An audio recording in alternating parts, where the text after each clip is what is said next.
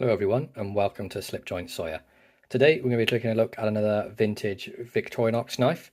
Unfortunately this one is discontinued, which is very unfortunate. It's a really great model. But before we jump into that, I want to give a good shout out to my friend Dan over at Blade Bridge Customs. Wonderful custom work. It's a teaser of some things to come. Some really nice work he's got going on, engraved blades, all the good stuff. But he's currently got a sale on his website, which is bladebridge.co.uk. He's got 25% off sale, which is a huge amount to have discontinued on some custom knives. And the code to that is November with a capital N and 25. I will put all the links in the description below, but here's all his details. So he offers sales, sharpening, servicing and customs. Bladebridge.co.uk is Dan Bridge, wonderful guy. His WhatsApp number, and you can scan this QR code and take you directly to his website. He's also on Etsy under Vintage Tool Goods, but please go and check him out and buy some stuff off of him. He's got some really exciting stuff coming. We were talking about it earlier on, and I'm really excited to see what he's going to be able to do with it. But let's jump into the video and take a look. So we're looking at the Tourist today. I have done a review on the Tourist before, but this is a particularly old model. I wanted to show you guys the sort of the differences between the older and the new. So the model number for the Tourist then is 0.3603. Now the one I have here, based on the tang stamp, is dated from 1957 to 1973, but based on the fact there is no exposed pins or bail or anything like that, and they've gone to this sort of tab here, I believe that dates it after 62. So we're looking like a 9-year range, 62 to 73. But it's an 84mm design, which is about a little over the 3-inch mark closed, maybe pretty much bang on 3-inch mark closed. It has the 2 layers. We have the standard red Cellidor covers, that wonderful inlaid Victorinox shield on there, and that's done beautifully well. Now this is a used knife, so you can see it's not in perfect condition.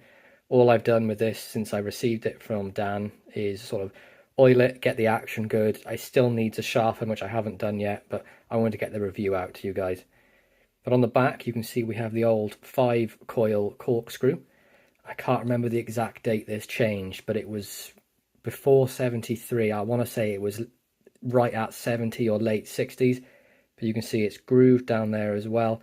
Now, the corkscrew keyring tools do not fit in the 5-ring, but it's quite a bit smaller. You can see how small that channel is in there compared to the more modern ones. And of course, there's no pinhole in there either. And on the back we have the punch or the awl blade. You can see that has no sewing eye on it either. We also get the standard scale tools on here of the toothpick on the back, and then the tweezers on there as well.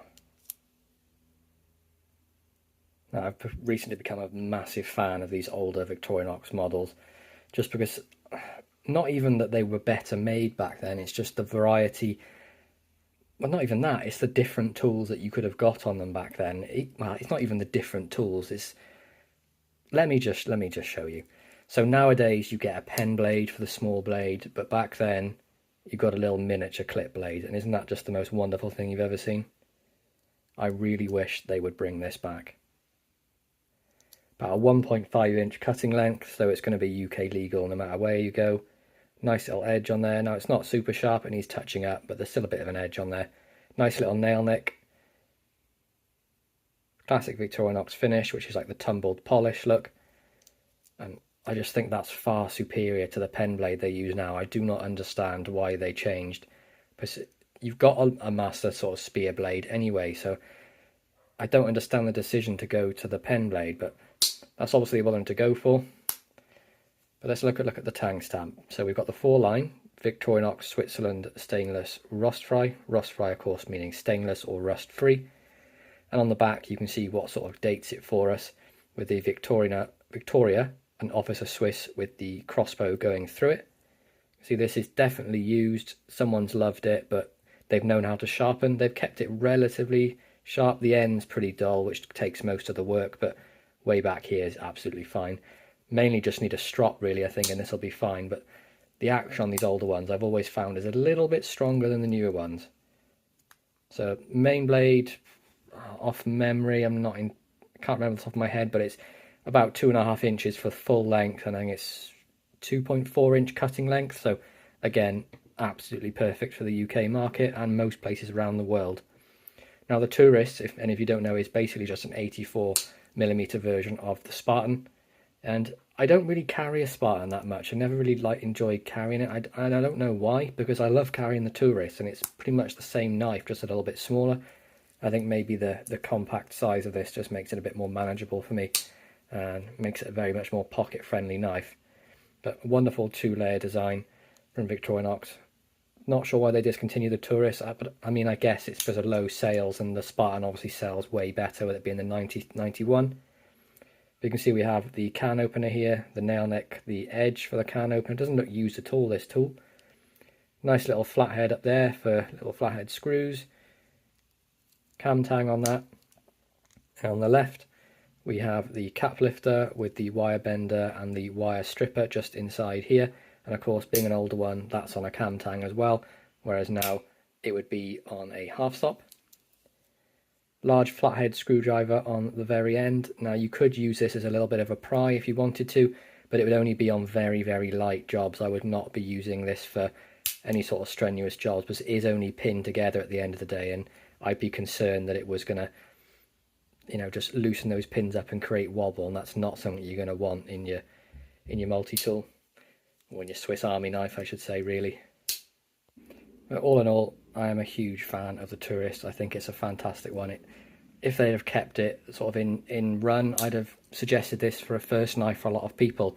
But now as it's discontinued, I generally suggest the Recruit, which is pretty much the same thing, but without the corkscrew and the awl blade on the back. But yeah, very happy with my purchase. Dan, thank you very much for finding these older ones and fueling my addiction for these.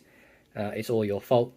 But once again, guys, please make sure you go over to Dan's website and pick up some stuff for him. 25% sale with November 25.